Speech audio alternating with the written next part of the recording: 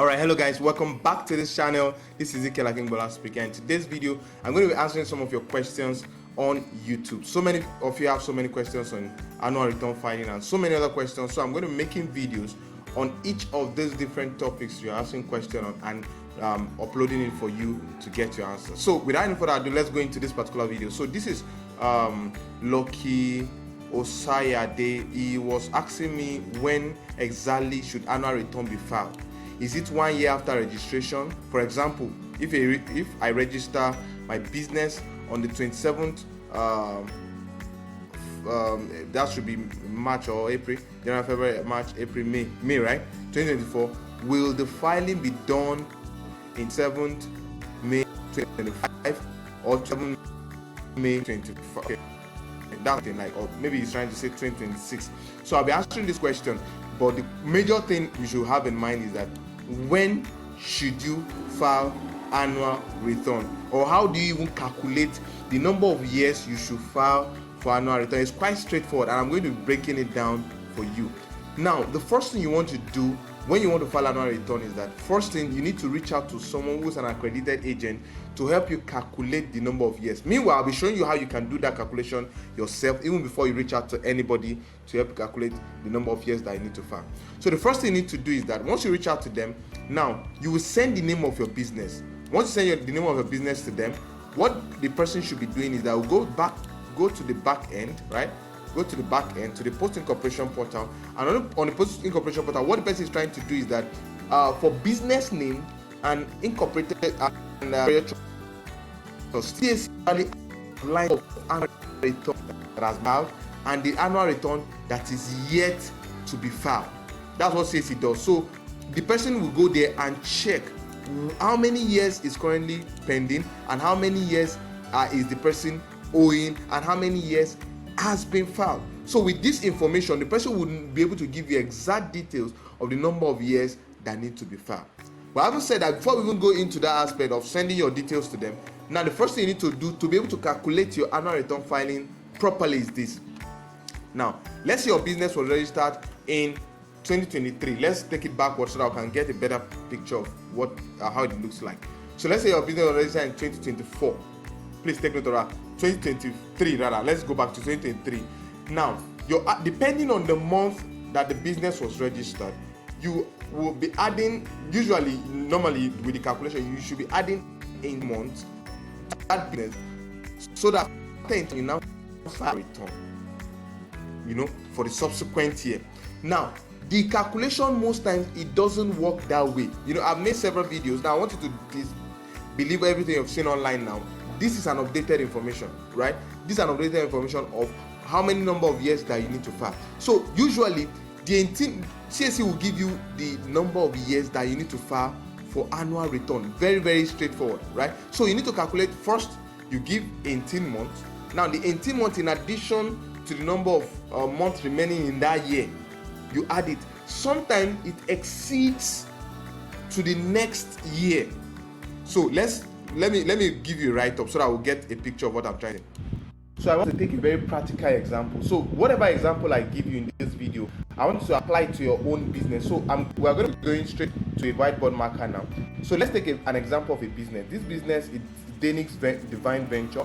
This business was registered in October 25, 2020. So let's take a very practical example. Registration date, registered October 12/10, okay, 2020, okay, 12/10/2020. That was when this business was registered, right? So now, looking at the current registration date, what I'm now asking you to do is that you need to add at least 18 months to that.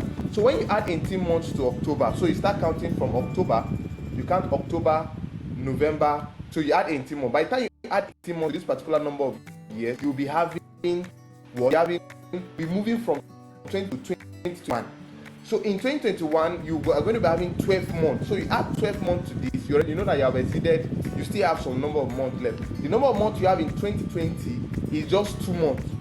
And you have 12 months in 2021. That will be how many months altogether? 14 months. So you have 4 more months that will now push the business from 2021 to 2022. So that means the annual return you'll be filing will start from 2022, and you'll be filing for 2022 and 2023. This is a peculiar case. So now let's take it back that the business was in the month of March, or is it April? This should be April now. April, let's say it was registered 12, right? Sorry for the way I'm writing. 2020, right? So let's say this is when it was registered. So if it was registered in this month, right? So the question now is, let's calculate 18 months to this. So when we calculate 18 months to this, it means that 12 months from 2021, you add it, how many months do you have in 2020? You're going to be having at least 8 months in 2020. When you add the 8 months in 2020 to the month to the 12 months that you are supposed to have in 2021, you know you already be having 20 months already. So for this particular business, this particular one, you'll be filing, your filing must start from 2021. Do you understand? So why for this one, your filing will be starting from 2022. You see that? 2022. So you see that this person will be filing for 2022, 2023 filing. While this one will be filing for 2021, 2022, and then we also will be filing 2023. So the number of months that you are owing is also a very important thing to consider. So now for the example we are using now, for this particular example, let's go to the check number of years that this business has filed. So let's go very quick.